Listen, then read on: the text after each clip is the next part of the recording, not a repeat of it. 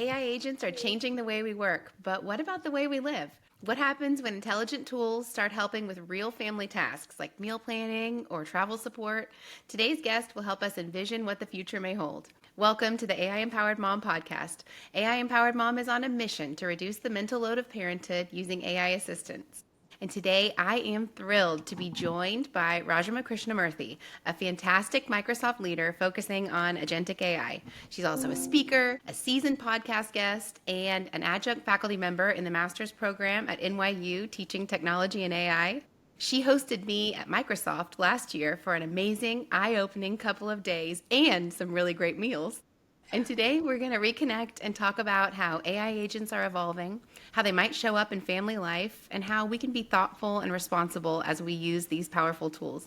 Rajamma, thank you so much for joining me today. Thank you so much for having me, Sarah. It's such a delight to see you again. Well, Rajamma, can you share a little bit about your professional background for our listeners? Sure. Let me go back all the way to my university. I actually studied mathematics with an undergrad, and I applied mathematics as my graduate work. I actually wanted to be a professor in mathematics, doing research in mathematics. But then life takes its own turns. When I came to the United States, the jobs, that were available for teaching mathematics were paying only half of what it would have paid me if I had started coding. So I took the coding side, obviously. And then I started working at Monsanto, and then Monsanto got bought by Pharmacy and Upjohn, and then by Pfizer. I worked as a developer, and then I realized that I like talking too much. So it was not just enough for me to sit in a corner and just do coding, even though as gratifying as it was.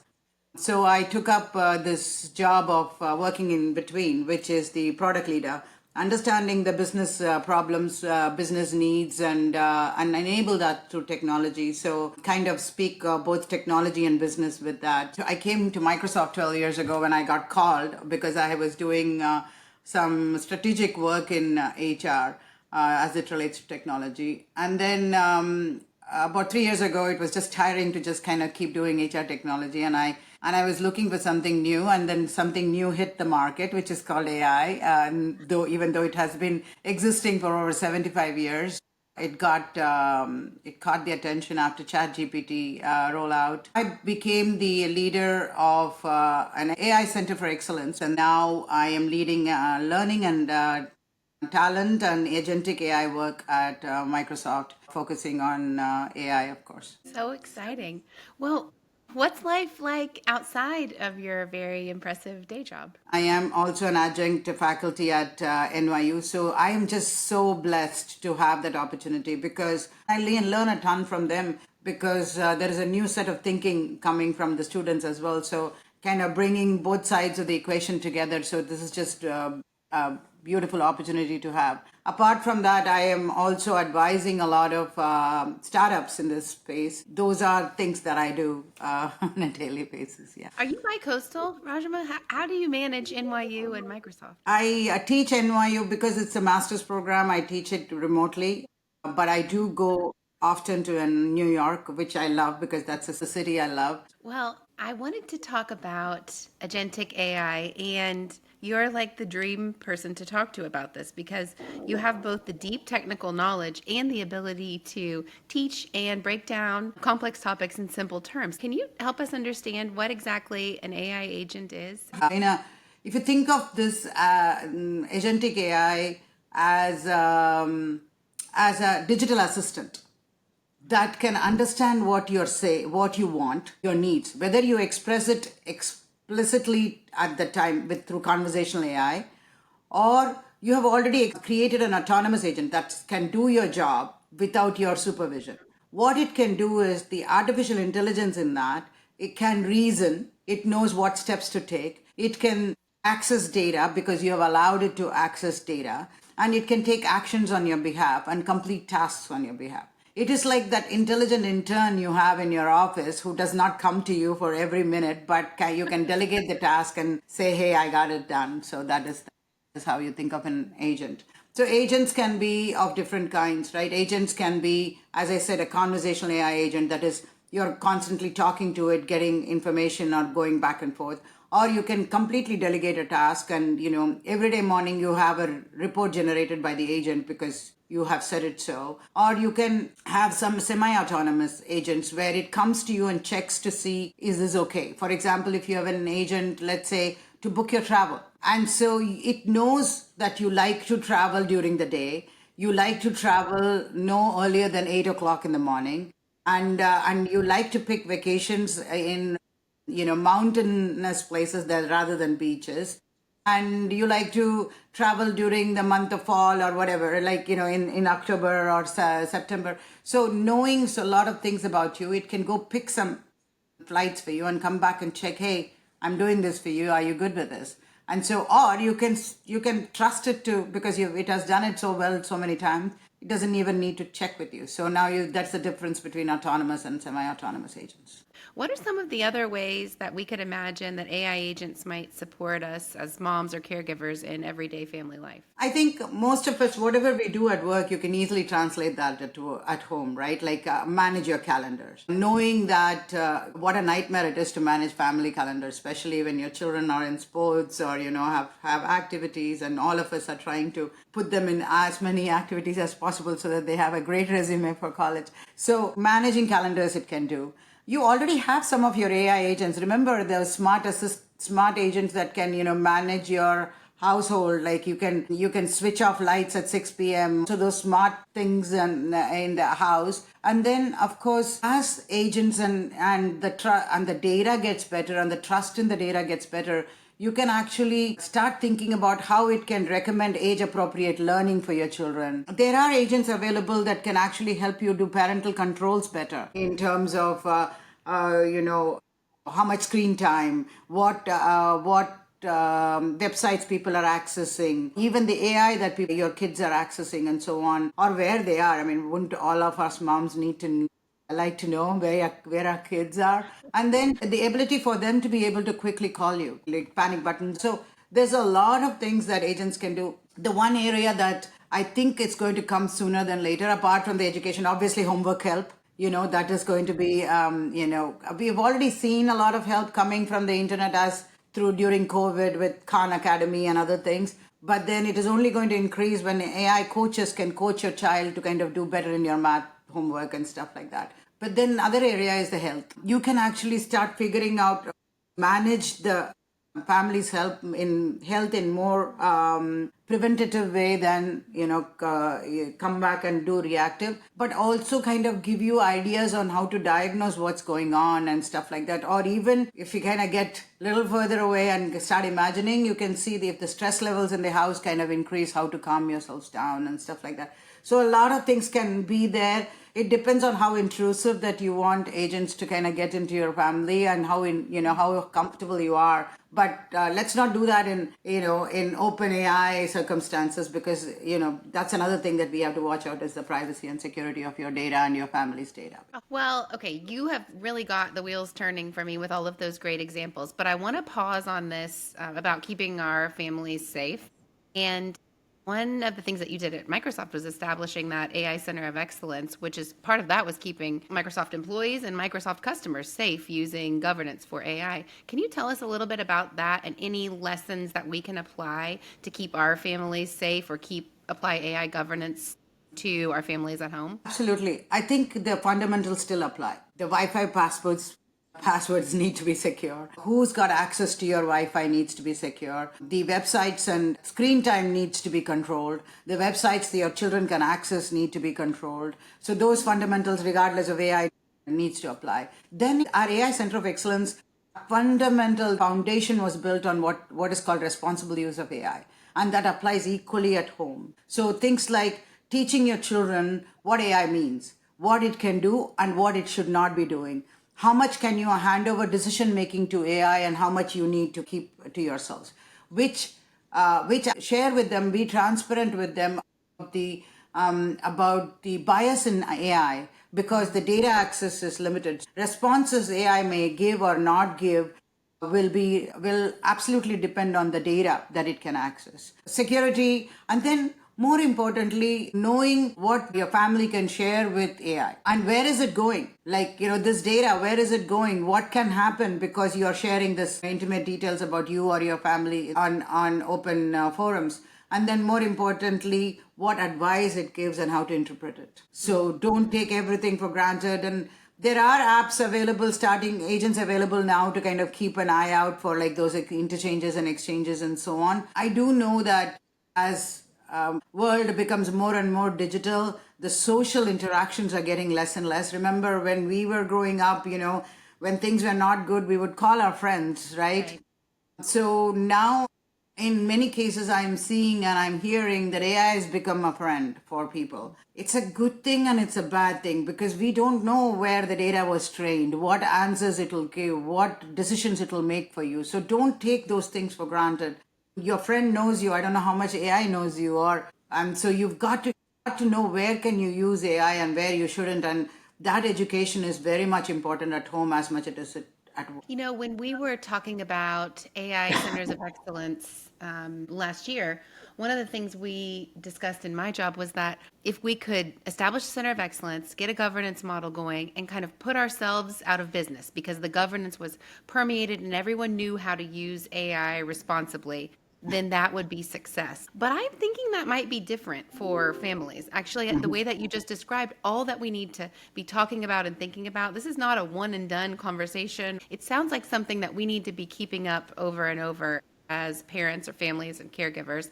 Would you agree with that? Because with each age the need of the children change, and so how they interact with the internet, how they interact with digital sites, and especially now with AI is changing.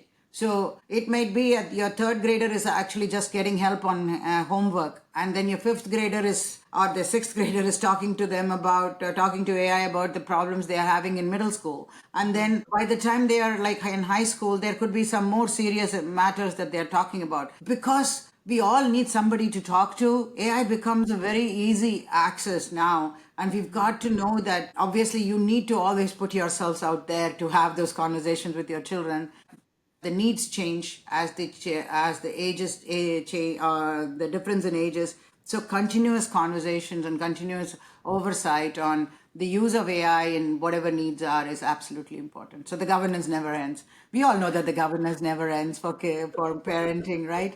It Right. starts on the day they're born and it just kind of never ends. We figure something out, then here comes a new Yeah, I curveball. was just thinking about it this morning. I'm like, when does parenting end? I guess never does. Like once you're a parent, and it doesn't. So yeah. That's right. Actually, just before this, I connected with you. I was speaking with my mother. So yes, parenting goes on. I was asking, I do getting too. her feedback. When things go wrong, I call my mother, and I'm just thinking, okay, I'm an old enough adult. I have adult children, and I should not be like seeking my mother's help for everything. But I guess I do. So Same. I think the governance never ends. Is what it is. Well, you mentioned bias in AI, and that bias is introduced by the data that AI is trained on or exposed to. Can you talk a little bit about how bias in AI might impact families and what we can do to safeguard against it? So something's going on with you medically, and you're going to go and ask AI about, hey, what should I do? These are my symptoms, and medically, who knows what that data was trained on? Like Hmm. what that answer came from, where it was trained on, whether it was looking at people like you, women of a certain ethnic group, or it was just all, white men or middle-aged men or whatever. And so the research and the output from that research is very biased towards a particular area. You can take it as one of the inputs, and then you need to seek some other things. I always take it with a pinch of salt because I am me, and I belong to a certain ethnic group, and I'm of a certain gender and of a certain age, and I don't know what that was trained on. And you may, if you had access to that application or the people that trained that application or the model, you can actually have those conversations and say, Hmm. what was it trained on? Can people like me included in your data? And so then can I trust that? And how much can I trust? What is the accuracy of your model? And so on. You don't know any of that when you're like blindly going to an open forum and asking those questions. I like your advice to take it just with a pinch of salt. Well, let's switch gears a little bit and talk about your teaching experience. I'm so curious how AI is changing what's happening in the classroom, how your students are using it, and how it changes things for you as an instructor or professor. What I've realized is that AI has not changed it a lot. I have never expected my students to be the best writers and the best whatever. I'm still leaving them to think critically. From the very beginning, I had asked them to use AI. So because remember those times when we were said when calculators came and everyone said don't use calculators because you would forget how to add. We all forgot how to add, but we all use calculators. So I think the same applies to AI.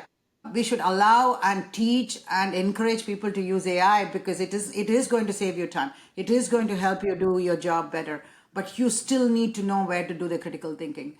You can easily see as a professor or as a teacher whether they are using some critical thinking or they're just getting it from the internet or from some AI applications. I don't care if they use it to kind of beautify their deck or the presentation and stuff like that. But when it comes to why did you do this, the why is coming from their heads. And that is what I want to see applied. What about this $1 million question, Rajamma, that so many parents are wondering now if their kids are in middle school or in high school, how AI is changing the workforce? You studied mathematics. Would you advise students today to pursue a career in math or technology?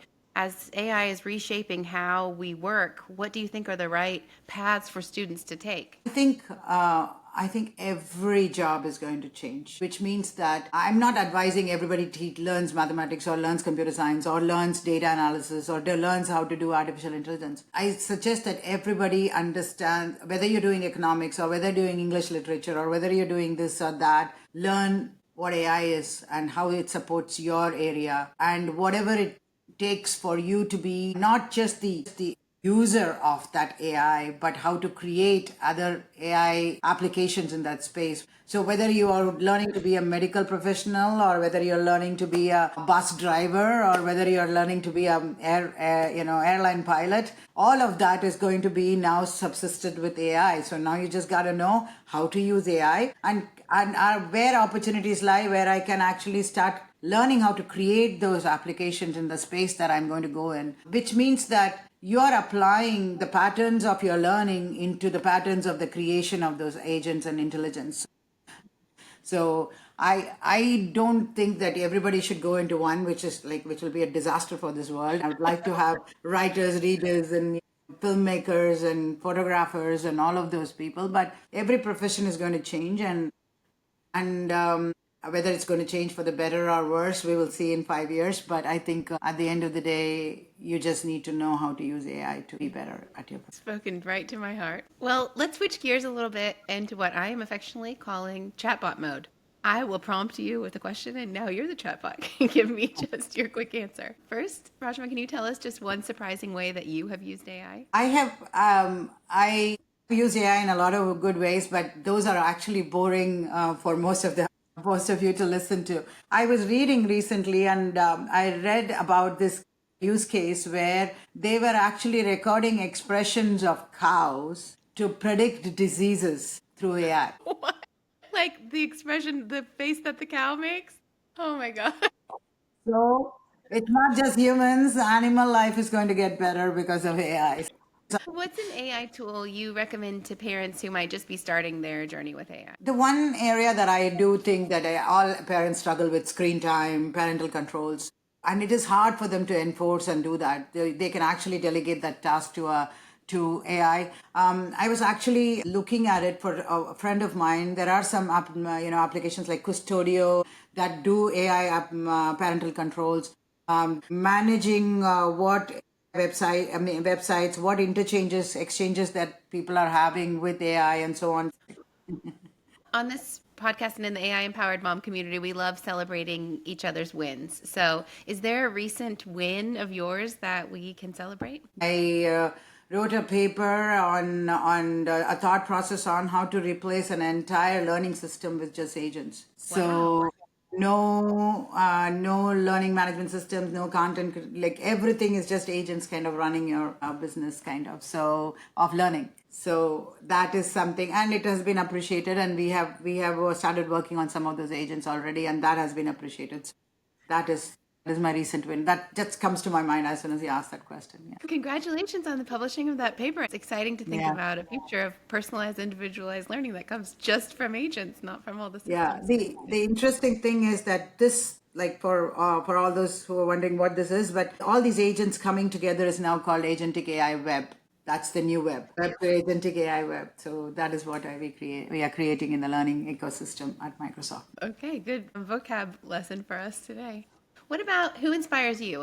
A book or a podcast or a person who's inspired your thinking lately? Always, I think we talked about moms. My mom has always been my inspiration. She constantly learns. She's in her 80s now, and she's never given up on learning. Like she right now, she's mastered how to use all the digital things that she has around her. The whole family kind of makes fun of her because she's got 3 phones, 2 tablets, and one computer, but she has her own way of like managing all of those things.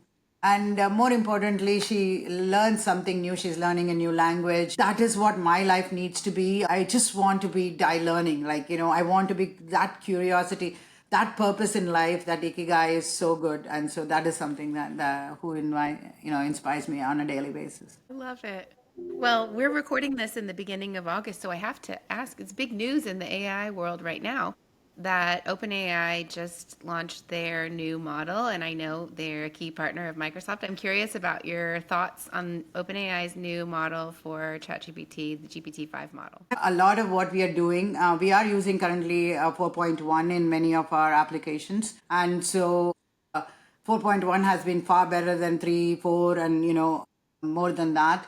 But I am just expecting that 5 is going to cut across many of the issues that we are already seeing in 4.1, and the reasoning it's going to do, and the more importantly, the intent. You see, one of the biggest problems with AI is like understanding what you're trying to say, right? And making sure that it's disambiguating the intent and so on. I'm already seeing that is getting better.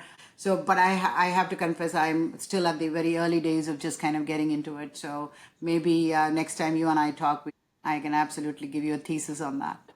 Well, that would be wonderful. The last question I wanted to ask you is just any tips for moms whose interest might have been piqued about AI agents. Where can they go to learn more about AI agents? Do you have any It's all suggestions? over it's everywhere. LinkedIn has wonderful things. You have podcasts such as yours or Everyday AI and so on that you can get into. Just kind of focus on like one podcast, one like some kind of a newsletter, and depending upon the domain that you want to go into, make sure that you kind of get into the domain, because general AI is one thing, but then having a domain perspective, you're looking at health, or you're looking at finance, or you're looking at human resources, or just being a mom, like, which is hard in itself. And then, of course, still the sites like Coursera and other things can give you some fundamentals that you want to learn about AI. Well, Rajma, today you have reminded me that just like AI agents have the potential to make enterprise and organizational capabilities smoother, more connected, more supported, it may do the same thing for families. It's so exciting to have this discussion and hear from you about what the future may hold. And for those listening, if today sparked ideas for you, we'd love to hear from you. Tell us what you think AI agents could do for family life. You can email me at contact@aiempoweredmom.com or send me a message at aiempoweredmom on Instagram or TikTok. And Rajma, thank you again so much for spending this time. Absolutely, Sarah. Love very best of everything to all your listeners. Thank you. Thank you so much.